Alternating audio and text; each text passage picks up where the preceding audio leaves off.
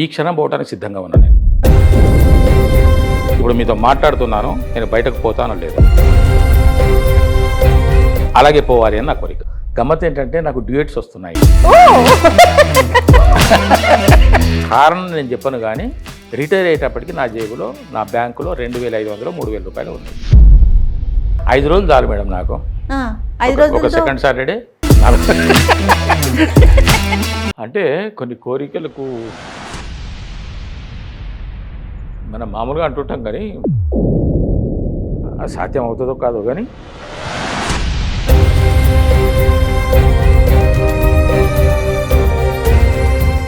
అంటే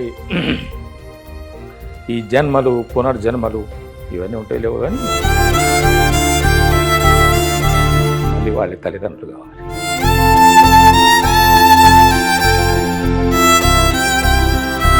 మేము ఎంత క్లోజ్ ఫ్రెండ్స్ అయినా కూడా నాగేశ్వర ఫ్రెండ్ అంటే మనతో మాట్లాడేవాళ్ళం కాదు. సిద్ధు అంటూ చూస్తున్నాడు, వీడియో డబ్బా ఇక్కున్నాడు అనుకుంటున్నాడు. నన్ను చూసి సిగ్గుపడేవాళ్ళు ఉన్నారు. ఆడవాళ్ళండి. జగమంత కుటుంబం నాది, ఏకాక జీవితం నాది. ఎగ్జాక్ట్లీ. ప్రతి వారు నా వారని నేను అనుకుంటాను, కానీ నేను ఎవరికి కానేమో. నమస్తే, నేను మీ Jaya. Welcome to turning point.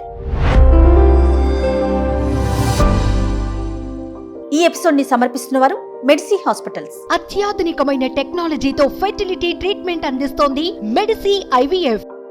మనసులో బలమైన సంకల్పం ఏర్పరచుకొని పట్టుదలతో అనుకున్న లక్ష్యం దిశగా ప్రయత్నం చేస్తూ, కళకి వయసుతో సంబంధం లేదని ప్రూవ్ చేస్తూ, ఆయనకు వచ్చిన ప్రతి అవకాశాన్ని వినియోగించుకుంటూ, ప్రతి పాత్రలో ఒదిగిపోతూ, ఆకర్షించే హావభావాలతో, తనదైన శైలిలో నటనలో సహజత్వాన్ని చూపిస్తూ, ఒక పక్క హాస్యాన్ని, మరో పక్క ఎమోషన్స్తో ప్రేక్షకుల మనసులు కట్టిపడేస్తూ, ఇండస్ట్రీలో తనకంటూ ప్రత్యేక స్థానాన్ని సంపాదించుకొని సక్సెస్ఫుల్ గా ముందుకు సాగిపోతున్న మురళీధర్ గౌడ్ గారు ఈ రోజు మన టర్నింగ్ పాయింట్ లో స్పెషల్ గెస్ట్ గా ఉన్నారు.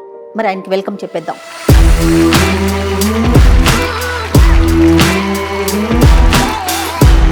ఎలా ఉన్నారు గురువు గారు? చాలా బాగుంది. చాలా బిజీగా ఉన్నట్టున్నారు. చాలా కాదు కానీ బిజీగానే. యాక్చువల్గా మనకి ఇంటి పేరుతో మనం పిలుచుకుంటాం పలానా ఇంటి పేరని, కానీ డీజే టిల్లు ఫాదర్ అనేది మీకు ఒక నానుడు వచ్చేసింది. ఎవరికి చెప్పినా ఏం చెప్పినా, ఈరోజు నేను ఒక ఇంటర్వ్యూ చేస్తున్నానని ఇంట్లో చెప్పా, ఎవరో అని అడిగారు, ఇట్లా మురళీధర్ గౌడ్ గారు అన్న. మాకు తెలియదు అట్లా ఎస్ బ్లాంక్గానే లేదు డీజే టిల్లు ఫాదర్ అని ఒకలాంటి బ్లష్ అనమాట.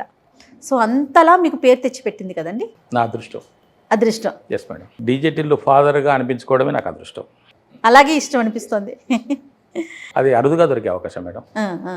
సినిమా పేరు ఇంటి పేరైన నటులు చాలా తక్కువ మంది. అలాంటి కోవలోకి, ఆ జాబితాలోకి నేను చేరటం.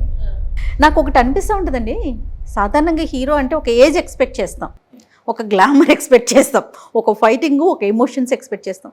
మీరేంటండి రిటైర్మెంట్ తర్వాత హీరో అయిపోయారు? గమ్మత్ ఏంటంటే నాకు డ్యూయట్స్ వస్తున్నాయి. ఇప్పుడు డిజిటల్లో కూడా ఒక స్టెప్స్ వేసాను నేను. ఇంకొక సినిమా సిఐ భారత్ అని ఒక సినిమా, దాంట్లో ఏకంగా నాకు డ్యూయట్ పెట్టేశారు. బాబా సూపర్. ఎవరితో అండి? రాగిణి గారు, సీనియర్ నటి రాగిణి మేడంతో నాకు ఒక డ్యూయట్ ఉంది. ఆ సినిమా ఏప్రిల్లో ఆర్ మేలో రిలీజ్ ఉంది. ఓకే, నిజంగా చాలా ఇంట్రెస్టింగ్ మ్యాటర్ అనమాట. అదృష్టం వరించిన, దేవుడు కరుణించిన అన్ని సాధ్యమే. అదృష్టం కలిసి వస్తేనంట నడిచొచ్చే కొడుకు వస్తాడంట. అట్లా లేకుంటే మురళీధర్ డ్యూయట్ ఏంటి మేడం? నేనే ఆశ్చర్యపోయాను, ఏంటన్నా ఇది అని. డైరెక్టర్ నన్ను అన్న అని పిలిచేవారు. అన్న మీకు రేపు డ్యూయట్ ఉందని. డ్యూయట్ ఏంటి అంటే, డ్యూయట్ అంటే ఎవరికి డ్యూయట్ అని? అదేందన్నా మీకు రాగిణి గారికి డ్యూయట్ అని. ఎవరుకోండి లేదన్నా డ్యూయట్ పెట్టారు, మీకు కాస్ట్యూమ్స్ అన్ని రెడీగా ఉన్నాయి, డ్యూయట్ నాకు డ్యూయట్ ఎట్లా, అది ఎలాగా అని అడిగాను. అంటే మిమ్మల్ని చూసిన తర్వాత మీకు ఒక డ్యూయట్ పెట్టాలని నాకు అనిపించిందని ఆ సినిమా మొదలుపెట్టిన తర్వాత అనుకొని పాట రాసుకొని రికార్డింగ్ సాంగ్ మేడం, మంచి సాంగ్. మీరు స్టెప్స్ చేశారా? ఆయన ఇమాజినేషన్ ఎలాగంటే, డైరెక్టర్ గారిది రమణారెడ్డి గారు, ఆయన ఇమాజినేషన్ ఏమిటంటే రాగిణి మేడం వాణిశ్రీ గారి గెటప్లో, వాణిశ్రీ గారి గెటప్లో రాగిణి మేడం, శోభన్ బాబు గారు, ఎన్టీ రామారావు గారి గెటప్, నాగేశ్వరరావు గారి గెటప్లో నేను. ఈ విధంగా ప్లాన్ చేసుకున్నారు ఆయన. ఈ విధంగా ప్లాన్ చేసుకొని పల్లవి చరణం అలాగా నాకు డ్రెస్సులు కుట్టించేసి శోభనరావు గారిలాగా, నాగేశ్వరరావు గారిలాగా, రామారావు గారిలాగా నేను ఒకే వాణిశ్రీ గారిలాగా మేడం ఆవిడ సేమ్ ఆవిడ స్టైల్లోనే బాగా ఎంజాయ్ చేస్తుంటారేమో బహుశా. ఒకటే రోజు షూట్ అయిపోయింది మేడం, అది ఓ సాంగ్ ఒక రోజు చేసేసారు. ఆవిడ కూడా సీనియర్ మోస్ట్ ఆర్టిస్ట్ కదండి, పెద్ద. చాలా నెంబర్ ఆఫ్ సీరియల్స్ చేశారు, నాకు- బుల్లితెర నటి ఆవిడ. అవును. ఇంకా అది కాకుండా ఏం ప్రాజెక్ట్స్ చేస్తున్నారండి ప్రెసెంట్? అది కాకుండా అంటే కొన్ని సినిమాలు సెట్స్లో ఉన్నాయి మేడం. నేను దాదాపుగా ఒక 10-15 సినిమాలు ఇప్పుడు చేసి ఉన్నాయి, రిలీజ్కి ఉన్నాయి. ఓ అవి డేట్స్ కోసం చిన్న సినిమాలు, ఓకే. అవి ఎన్ని వస్తాయో ఎలా వస్తాయో తెలియదు మేడం. వెబ్ సిరీస్ కూడా చేస్తా ఉన్నారా? వెబ్ సిరీస్ కూడా చేస్తున్నాను మేడం. నెలలో ఎన్ని రోజులు పని చేస్తున్నారండి మీరు రిటైర్ అయిపోయిన తర్వాత? నేను పదే ఈ మాట ఎందుకంటున్నానంటే అనండి మేడం, అనండి. ఎస్, ఒక ఉత్సాహం అన్నమాట మాలాంటి వాళ్ళందరికీ. మీరే ఇంత వర్క్ చేస్తుంటే మేము ఎంత చేయాలి? 10 రోజులు గ్యాప్ తీసుకుంటున్నాను మేడం, నెలలో 10 రోజులు దొరుకుతుందా? గ్యాప్ దొరుకుతుంది. ఓకే. అది కూడా ఫుల్ఫిల్ చేయాలని నా కోరిక. ఆ 10 రోజులు కూడా? Oh my God. 5 రోజులు చాలు మేడం నాకు. 5 ఒక రోజులు సెకండ్ సాటర్డే, 4 సాటర్డే సరిపోతుంది చాలు. 5 రోజులు అంటే ఎలా అనిపిస్తుంది అంటే, ఒక 2 రోజులు కంటిన్యూస్గా షూట్స్ ఉన్నాయి అనుకోండి, అబ్బా ఒక్క రోజు రెస్ట్ తీసుకుందాం, ఫ్యామిలీతో గడుపుతాం, బయటికి వెళ్దాం, లేదంటే పర్సనల్ ఎంజాయ్మెంట్ ఏదన్నా చేసుకుందాం. మీకు అట్లా ఏమనిపించదా? నేను అలా మీకు ఫ్రెండ్స్ కానీ, ఎంజాయ్మెంట్ కానీ, ఫ్యామిలీ కానీ? ఎవరు లేరు. Always I feel I'm alone. నేను ఎప్పుడు ఒంటరి వాడిని అనే జాగ్రత్తతోనే ఉంటాను. నా వెనక ముందు ఎవరు లేరు అనే ఫీల్తో ఉంటాను నేను. ఉన్నారు అందరూ, ప్రపంచమంతా ఉంది, మీరున్నారు, మన వాళ్ళు ఉన్నారు, అందరూ ఉన్నారు నా వెనకాల, నన్ను ఆశీర్వదిస్తూ, నన్ను వెన్నుదట్టి ప్రోత్సహిస్తూ, నాకు అండదండగా తోడు నిడగా ఉన్నవాళ్ళు వందలాది వేలాది మంది ఉన్నారు. ఇప్పుడు లక్షల్లో అభిమానులు ఉన్నారు చెప్పొచ్చు మేడం. అవును. ఎందుకంటే అభిమానులు అని చెప్పేసి నేను చెప్పాలో లేదో తెలియదు, కానీ దూర ప్రదేశాల్లో ఏనాడు నేను కాలు పెట్టని చోటికి మొదటిసారి వెళ్తే చూసి ఆనందపడుతున్న వాళ్ళని చూస్తే నాకు ఎనర్జీ రాకేమవుతుంది మేడం. మరి కదా కాదండి, జగమంత కుటుంబం నాది, ఏకాక జీవితం నాది అన్నట్టు. ఎగ్జాక్ట్లీ ప్రతివారు నా వారని నేను అనుకుంటాను, కానీ నేను ఎవరికి కానేమో. ఇంతమంది ఉన్నారు సరే, అది వేరు. మనకంటూ ఒక ఫ్యామిలీ, ఒక కుటుంబం, తల్లి తండ్రి, తోడబుట్టిన వాళ్ళు, కట్టుకున్న వాళ్ళు, కన్న వాళ్ళు, వాళ్ళ పిల్లలు, ఇంత ఉంటుంది కదా. అయినా కూడా మీకు ఆ థాట్ ఎందుకు వచ్చింది? అలాంటి ఆలోచన ఎందుకు వస్తుంది? చుట్టూ అందరు ఉన్నారు, ఎవరు లేరనే భావనలో, భ్రమలో నేను ఉంటాను. అది బలం కాదా? కుటుంబం అనేది బలం కాదంటారా? ఉండొచ్చు, కానీ నాకు ఒక గ్లాసులో మంచినీళ్ళు తాగాలని ఉందని నేను వెళ్ళి తెచ్చుకుంటాను. నేను వెళ్ళి అంటే I don't want to depend on others. Okay. సాధ్యమైనంత వరకు నా పని నేనే చేసుకోవడానికి ఇష్టపడతాను. ఈరోజు యంగ్గా ఉన్నారు, I mean is always young అండి. చేసుకోగలుగుతున్నారు, రేపటి రోజున చేసుకోలేకపోతారు. వయసు కొంచెం మీద పడినాక, లేకపోతే బాడీ కోఆపరేట్ చేయనప్పుడు మన వాళ్ళంటూ మన చుట్టుపక్కల ఉండాలి కదా. ఈ క్షణం పోవడానికి సిద్ధంగా ఉన్నాను నేను. రేపు ఏం జరుగుతుందో అన్నటువంటి బాధ లేదు. రెండవది, నా ఊహ ఏమిటనంటే, ఇప్పుడు మీతో మాట్లాడుతున్నాను, నేను బయటకు పోతానో లేదో, అలాగే పోవాలి అని నా కోరిక. ఈ క్షణమే నాది, రేపటి గురించి దైవాధీనం. రేపు కాదు, మరుక్షణం. సూపర్ అండి, ఎంత ప్రాక్టికల్గా ఆలోచిస్తున్నారు. సూటిగా ఒక్కటే ప్రశ్న అడుగుతానండి. వృత్తిపరంగా గ్రాఫ్ చాలా బాగుంది. అంటే లేటుగా స్టార్ట్ అయిన ఇన్నింగ్స్ అనేవి అందరూ, అంటే ఇంతకుముందు మీరు చేసిన ప్రొఫెషన్ వేరు, ఇప్పుడు మీరు ఉన్న రంగం వేరు. ఈ రంగంలో చూసుకుంటే పీక్ స్టేజ్కి వెళ్ళిపోయింది. మంచి సక్సెస్ని సాధించారు, సాధిస్తారు, సాధిస్తూనే ఉన్నారు. అది ఆనందించదగ్గ విషయం. వ్యక్తిగత జీవితంలో ఆ గ్రాఫ్ లేదా? అక్కడ ఏమైనా ఇబ్బంది పడ్డారా? అంటే చెప్పొచ్చు అనుకుంటే, అదేం లేదు. మీ మాటలను బట్టి నేను అడుగుతున్న ప్రశ్న అంతే. ఇప్పుడు మా నాన్నగారికి మేము 5 సంతానం. ఒక వయసు వచ్చిన తర్వాత మా పని మేమే చేసుకోవాలి కదా. మా తండ్రి గారి మీద ఆధారపడి ఉంటాను అని అంటే కరెక్ట్ కాదు. అంటే మీ బాధ్యత తల్లిదండ్రులుగా మిమ్మల్ని ఒక తీర్చిదిద్దే వరకు ఏ తల్లిదండ్రులకైనా ఉంటుంది కదా. ఇప్పుడు మీకైనా మీ పిల్లల్ని తీర్చిదిద్దాల్సిన బాధ్యత మీ మీదే ఉంటుంది, ఎవరమైనా అంతే కదా. అంతే. కానీ మరి అంటే మీరే చూసుకోవాల్సిన పరిస్థితి ఎందుకు వచ్చింది అప్పటి పరిస్థితులా? అంటే ఒక వయసు వచ్చిన తర్వాత ఎవరి పని వాళ్ళు చేసుకోవాలి. మా అమ్మ నాన్నలను చూసుకుంటూ మా జీవితం మేము గడుపుకోవాలి. నేను అమ్మ నాన్నల మీద ఆధారపడి ఉండడం కరెక్ట్గా. అవును. ఆర్థిక ఇబ్బందులు, పస్తులు ఉండటాలు, ఇవన్నీ చూసారా మురళీధర్ గారు మీరు? చిన్నప్పుడు చూశాను మేడం. 1974లో సిద్దిపేట డిగ్రీ కాలేజీలో నా గ్రాడ్యుయేషన్ అయిపోయింది. బిఏ చదువుకున్నాను, బిఏ పాస్ అయ్యాను. ఆ తర్వాత పోస్ట్ గ్రాడ్యుయేషన్ చేద్దామనంటే మా నాన్నగారికి అంత ఆర్థిక స్తోమత లేదు. గ్రాడ్యుయేషన్ చేయించడమే ఎక్కువ కదా. మీరు ఎన్నో వారండి? నేను ఫస్ట్ వన్. రైట్. అప్పుడు ఆ పరిస్థితిలో అక్కడ ఇక్కడ కొన్ని సప్పులు చేసేసి మా నాన్నగారు ఒక బ్రాందీ షాప్ పెట్టారు. 900 రూపాయల పెట్టుబడి. 900 ఆయన పెట్టింది. అది కూడా అప్పు చేసి. Fees license fees 4,500 madam. అప్పుడు 1974లో 4,500 రూపాయలకు బ్రాండీ షాప్ లైసెన్స్ ఇచ్చేవారు. ఆ 4,500 రూపాయలు ఒక పెద్ద ఆయన మాకు మా నాన్నగారికి ఇస్తే ఆయన వెళ్ళి లైసెన్స్ తెచ్చుకున్నాడు. లైసెన్స్ తెచ్చుకున్న తర్వాత స్టాక్ తెచ్చుకోవడానికి డబ్బులు లేవు ఆయన దగ్గర. ఒక బీరు సీసా కొనడానికి డబ్బులు లేవు. హైదరాబాద్కి వచ్చి ఆ డబ్బులు స్టాక్ తీసుకొని పోయి అక్కడ మనం అమ్ముకోవాలి మా ఊర్లో. ఓకే.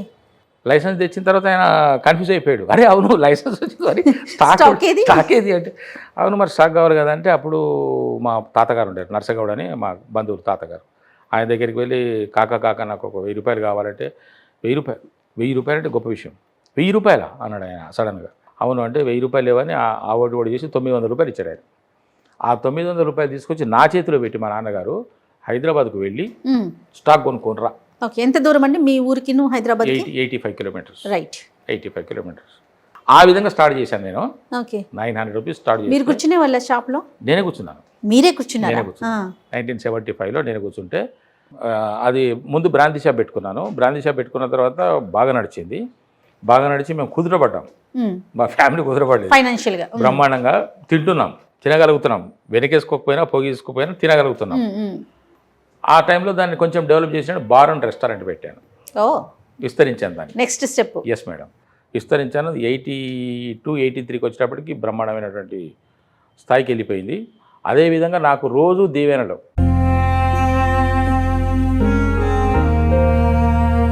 అమ్మను, అక్కను, చెల్లెను, వాలిని ఇష్టం వచ్చినట్టు.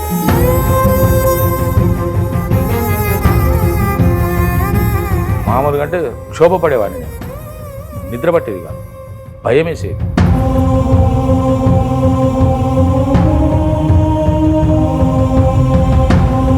ప్రజల చేత. ఓ, ఆడవాళ్ళ చేతనా మగవాళ్ళ చేతనా? వీళ్ళు మా షాప్కి వస్తారు కదా. అదే మగవాళ్ళు. ఆడవాళ్ళ దీవెనలు వేరుంటాయి ఈ విషయానికి సంబంధించి. మగవాళ్ళ దీవెనలు వేరుంటాయి. ఆడవాళ్ళు అంత చైతన్యం కాలేదు. Okay okay. మగవాళ్ళే వచ్చేసి హీరో మీరు మగవాళ్ళకి. అప్పుడు మీరు హీరో. విలనా? ఇదేంటండి?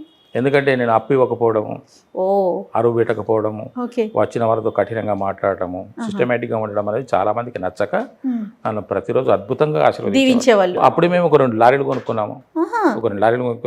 మా నాన్నగారు ఆ వ్యాపారాన్ని విస్తరింపజేసుకున్నారు. మేము ఒక షావుకారు హోదాకి వెళ్ళిపోయాడు మా నాన్నగారు. అది టర్నింగ్ పాయింట్ అనుకోవాలా? ఎస్. ఓకే. 84లో నాకు కాల్ లెటర్ వచ్చేటంత వరకు మేము మంచి గుర్తింపులోకి వచ్చాము. మా మీద మా అందరికి సదభిప్రాయం ఏర్పడింది. మేము ఆ ఊర్లో ఒక మోతుబరి కుటుంబం అనేటువంటి పరిస్థితికి వచ్చేసాం. కొంతమంది షావుకారులతో పాటు మేము కూడా మా నాన్నగారిని గౌరయ్య సేటు అనడం స్టార్ట్ అయ్యింది. అంతకుముందు గౌరగౌడు, గౌరయ్య అనేటోళ్ళు గౌరయ్య సేటు అనే కాడికి వచ్చింది. 84లో నాకు కాల్ లెటర్ వచ్చింది మేడం. కాల్ లెటర్ వచ్చినప్పుడు అసలు అక్కడ ఉండడం ఇష్టం లేక కేవలం 1,500 రూపాయలు తీసుకొని సిటీకి జాయిన్ అయ్యాను. నేను జాబ్కి వచ్చేసారు. ఎలక్ట్రిసిటీ బోర్డులో జాయిన్ అయ్యాను. నా మొదటి జీతం 835 రూపాయలు. 835 పర్ మంత్. అక్కడ స్టార్ట్ చేశాను మేడం. స్టార్ట్ చేసి 27 సంవత్సరాల 3 నెలల పాటు ఎలక్ట్రిసిటీ బోర్డులో పనిచేసి ఎల్డీసీ నుంచి యూడీసీ నుంచి జేఏఓ క్యాడర్లో రిటైర్ అయ్యాను.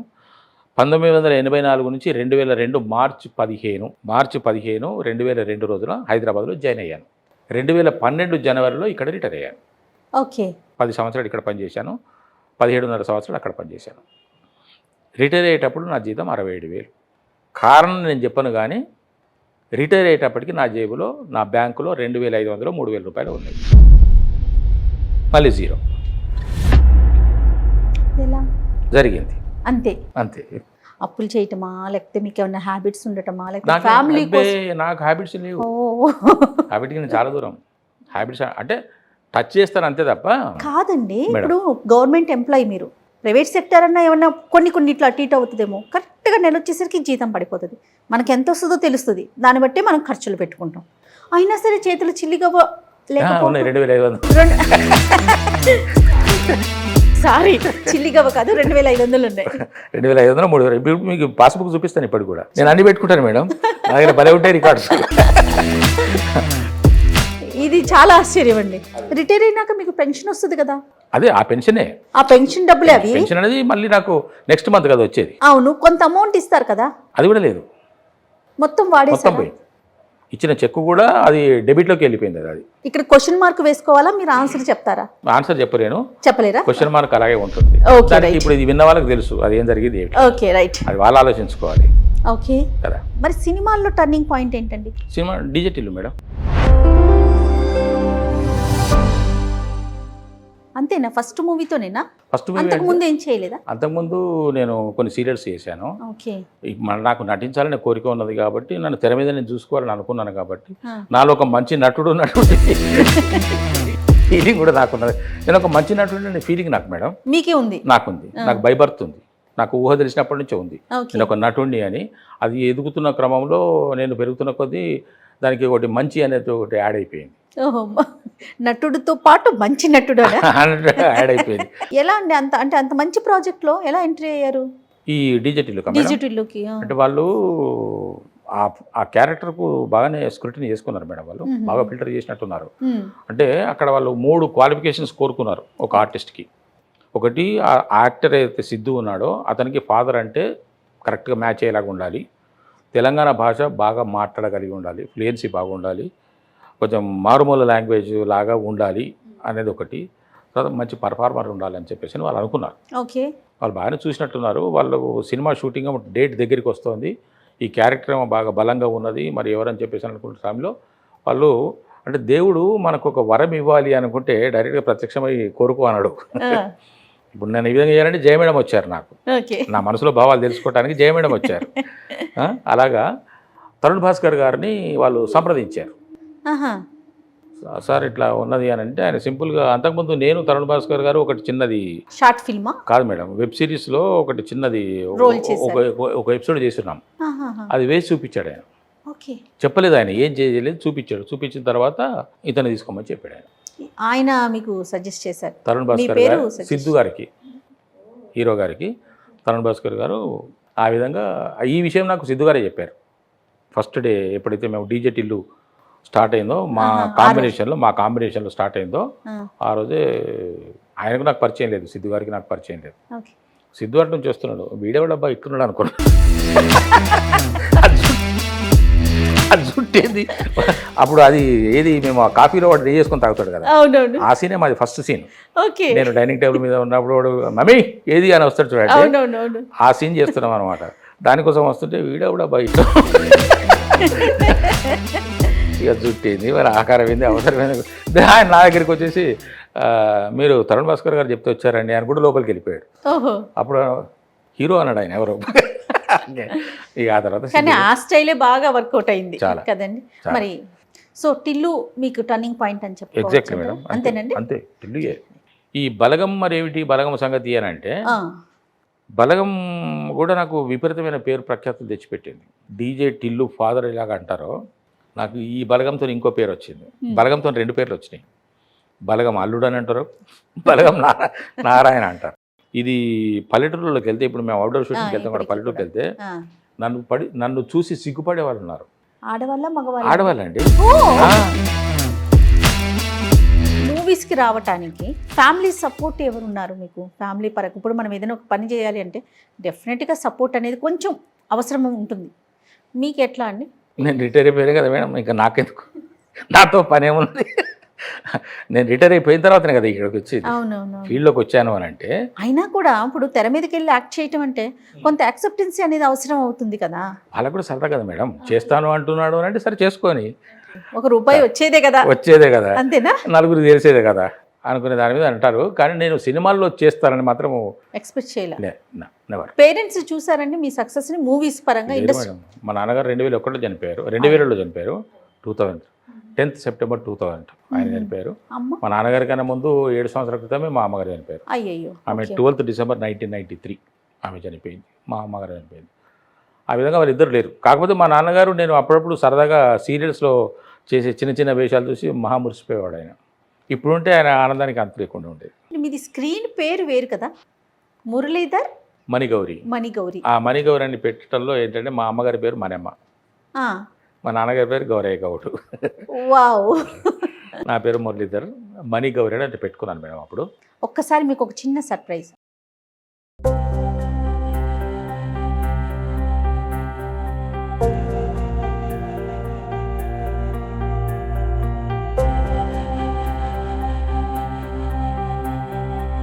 మీరు ఎవరిలాగా ఉన్నారా అని చూస్తా ఉన్నా నేనైతే. నాన్నగారా ఈ సక్సెస్ని కొంచెం చూడగలిగినట్లయితే బాగుండేదేమో మిమ్మల్ని పెద్ద స్క్రీన్ మీద. చాలా బాగుంది, చాలా కష్టపడ్డాను మేడం.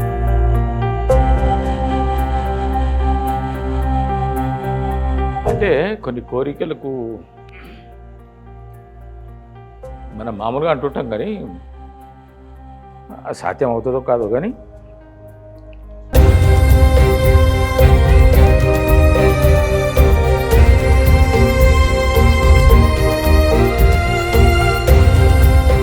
అంటే ఈ జన్మలు పునర్జన్మలు ఇవన్నీ ఉంటాయి లేవు కానీ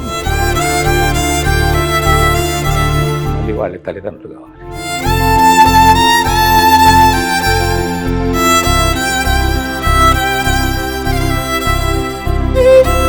సాధారణంగా పిల్లలు అనుకుంటాం రుణం తీర్చుకోవాలని.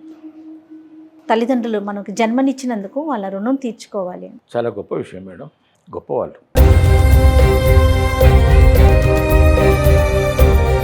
ఆ అవకాశం మీకు దొరికిందా? లేదు, దొరకల. అబ్బో ఇవ్వలేదు.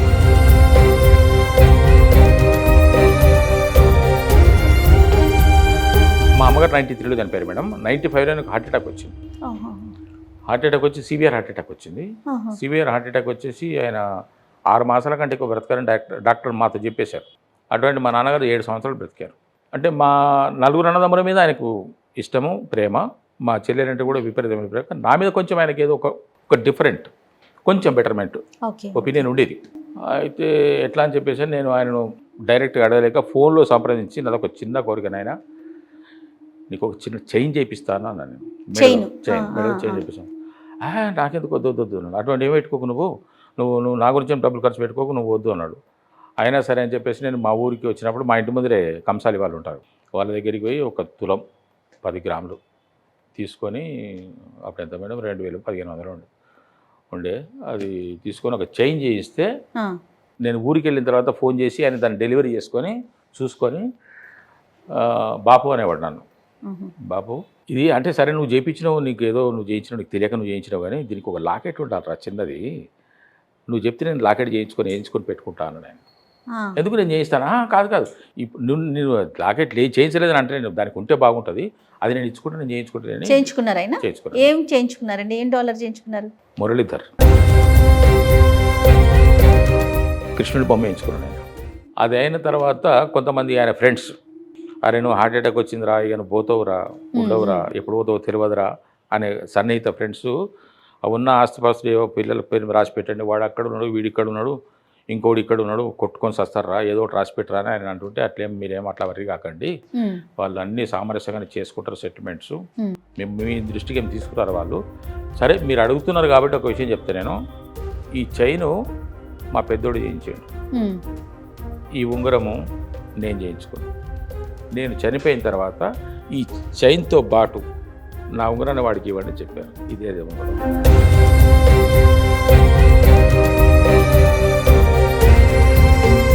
కుటుంబంకి సంబంధించి ఇంకొక బయట ఉందండి, ఒకసారి చూద్దాం మీ గురించి ఏం మాట్లాడుతున్నారు. నా పేరు పరంధామ, మురళీధర్ గారి భావను మరియు స్నేహితులు కూడా. చిన్నప్పటి నుంచి ఇద్దరం సిద్దిపేటలో కలిసి చదువుకున్నాము, దొంగతనంగా ఎన్నో సినిమాలు చూసాము. సినిమాలు అంటే ఎంతో మహా పిచ్చి, ఎన్టీఆర్ అంటే మహా పిచ్చి. ఎన్టీఆర్ వీరాభిమాని. ఆయన ఎన్టీఆర్ గారు సిద్దిపేటకు వచ్చినప్పుడు ఆయనను కలిసి ఆయన ఆశీస్సులు తీసుకున్నాడు. భుక్తి కోసం ఉద్యోగరీత్యా వనపర్తి వెళ్ళినా కూడా ఆయన కోరిక చావలేదు. సినిమాల మీద పిచ్చితో ఉద్యోగం విరమైన తర్వాత సినిమాలను వెతుక్కుంటూ వెళ్ళాడు. సినిమాలో కాకుండా మెల్లమెల్లిగా టీవీలో నటిస్తూ, సినిమాల్లో నటిస్తూ, ఎన్నో పాత్రలు వేస్తూ అందరి ఆదరణ పొందుతున్నాడు. ఇలాగే మంచి మంచి పాత్ర రావాలని, ముందుకు పోవాలని మేము కోరుకుంటూ భగవంతుని వేడుకుంటున్నాం. మా బావగారు మా చెల్లెలి భర్తగానే కాకుండా మాకు మేనబావ, మా మేనత్త కొడుకు, మా నాన్నగారి చెల్లెలి కొడుకు. చాలా విషయాలు చెప్పారండి. దొంగతనంగా సినిమాలు చూసేవాళ్ళం. మేము సేమ్ ఏజ్ గ్రూప్ మేడం. ఏ సినిమాలకి వెళ్ళిపోయేవారండి? ఎలాంటి సినిమాలు చూసేవారు? రామారావు గారి సినిమాలు ఎక్కువ ఇష్టం అనుకుంటా మీకు. సిద్దిపేటలో విక్టర్ టాకీస్ అని ఇప్పుడు లేదు, ఇంతకుముందు విక్టర్ టాకీస్ పక్కనే వెళ్ళిళ్ళు, దాదాపు కొద్ది దూరమే. ఆ విక్టర్ టాకీస్, బాలాజీ టాకీస్లో. మా సిస్టర్కి మా నాన్నగారు సంబంధాలు చూస్తుంటే కూడా నేను బాగుండగా ఇంకా వేరే సంబంధాలు జట్టు ఎందుకు అని మా చెల్లెల్ని ఇంకెవరికి చూపించకూడదని చెప్పి ఒక పెళ్లి సంబంధం తీసుకొస్తే క్యాన్సిల్ చేయించాను. ఆహా, ఈయనకే ఇచ్చి చేయాలని. ఈరోజు మా చెల్లెల పేరు స్వరూపరాణి, ఆ పేరు కూడా నేనే పెట్టాను ఆమెకి. అయితే ఆయన వేరే సంబంధం తీసుకొస్తే వద్దు నాయనా ఎందుకు బావ ఉన్నాడు కదా అంటే, ఏమోరా మరి వాడు ఏందో అని అంటే, నేను బావతో నేను మాట్లాడతాను అని చెప్పేసి అని ఆ సంబంధాన్ని, అంటే మా చెల్లెని ఇంకా వేరే వాళ్ళు ఎవరు చూడకూడదు మా బావ క్యాన్సిల్ చేయించి. రామారావు గారితో ఫోటో దిగేవన్నారు కదా, ఆ ఎక్స్పీరియన్స్ ఏంటి? అప్పుడు ఎలా అనిపించింది? ఫస్ట్ టైమా ఆయన చూడటం? ఆయన చూడటం ఫస్ట్ టైం మేడం, రామారావు గారిని చూడటం ఫస్ట్ టైం. అసలు మీకు ఎవరైతే ఇష్టమో ఆయన్ని ప్రత్యక్షంగా చూశారు? మేమే రప్పించాం మేడం మా సార్ని సిద్దిపేటకి. అంతకుముందు నాగేశ్వరరావు గారు వచ్చారు మా డిగ్రీ కాలేజీకి. నాగేశ్వరరావు గారిని వేరే వాళ్ళు ఏదో సందర్భంగా తీసుకొచ్చారు. తీసుకొస్తే మాలో పంతం పెరిగింది. నాగేశ్వరరావు అప్పుడు ఈ చాలా భేదాభిప్రాయాలు ఉండేవి మాకు. మేము ఎంత క్లోజ్ ఫ్రెండ్స్ అయినా కూడా నాగేశ్వరరావు ఫ్రెండ్ అంటే మనతో మాట్లాడేవారు కాదు. మళ్ళీ అందరం కలిసి ఒక హోటల్కి వెళ్ళటము, ఒక కాలేజీకి వెళ్ళటం, ఒక క్లాస్లో కూర్చోవడం జరిగినా కూడా ఫ్రెండ్స్ వేరు, నాగేశ్వరరావు గారి ఫ్రెండ్స్ వేరు, అట్లా ఉండేది. అటువంటి నాగేశ్వరరావు గారిని తీసుకొచ్చారంటప్పటికి మాలో పంతం పెరిగి మేము రామారావు గారిని కూడా తీసుకురావాలని చెప్పేసి అని దానికి ఒక చక్కటి ప్లాన్ వేసేసి దానికి ఒక పెద్ద షెడ్యూల్ వేసేసి తీసుకొచ్చారు. బాలాజీ థియేటర్ అని ఇప్పటికి ఉంది సిద్దిపేటలో, ఆ ఓనర్ ఉండే ఆయన సంప్రదించి రామారావు గారిని ఒకరోజు తీసుకొచ్చారు. సినిమాలు కాకుండా ఇంకా నేను పలానా పని చేయాలి, ఇప్పుడు ఒక సాటిస్ఫాక్షన్, సెల్ఫ్ సాటిస్ఫాక్షన్ అనేది ఒకటి ఉంటుంది. సినిమాలు అది ప్రవృత్తి పరంగా ఇది చెయ్యాలనుకుంటున్నాను, ఇంకా ఈ లైఫ్లో నేను ఇలా ముందుకు వెళ్ళాలనుకుంటున్నాను, ఇది కూడా చెయ్యాలనుకుంటున్నాను అనేది ఏదైనా ఉందండి? అట్లేం లేదు, కానీ వీలైతే కొంచెం ఆర్థిక సహాయం అవసరం ఉన్న వాళ్ళకి ఆ విధంగా తోడ్పడదామనేది ఒకటి ఉంది మేడం. ఇంకా ఎక్కువ ఏం చేసే అవకాశం కనపడటం లేదు. చేయాలని, సో ఆ శక్తిని భగవంతుడు ఇవ్వాలని కోరుకుంటున్నాను. ప్రతి జీవితంలో ఎత్తు పల్లాలు ఉంటాయండి, కష్ట సుఖాలు ఉంటాయి. ఎదుర్కొని నిలబడిన వారే మురళీధర్ గౌడ్ లాంటి వారేమో బహుశా. సో టర్నింగ్ పాయింట్లో స్పెషల్ గెస్ట్గా మేము ఇన్వైట్ చేసిన వెంటనే మీరు ఒప్పుకొని షోకి వచ్చినందుకు డెఫినెట్గా ప్రతి ఒక్కరి జీవితంలో ఒక టర్నింగ్ పాయింట్ ఉంటుంది. అది టచ్ చేసే ప్రయత్నమే సుమన్ టీవీ ద్వారా ఈ టర్నింగ్ పాయింట్ అండి. అండ్ మోరల్గా అంటే మీరు ఏం చెప్పదలుచుకున్నారు? అంటే ఇండస్ట్రీకి వచ్చే వాళ్ళకి సంబంధించి కావచ్చు, కష్ట సుఖాలని ఎదుర్కొనే వాళ్ళకి సంబంధించి కావచ్చు. శ్రద్ధతో కూడిన శ్రమ పడాలి, ఓర్పు ఉండాలి, ఒక లక్ష్యం ఉండాలి, ఆ ప్రయాణంలో జరిగే వాటిని తట్టుకోగలిగే నిబ్బరం ఉండాలి. టైమే తెలియలేదండి, చాలా మంచి మంచి విషయాలు నా ద్వారా ప్రేక్షకులకు అందిస్తున్నానన్న ఒక సంతోషం, ఆనందం, చాలా సంతోషం అండి. Thank you.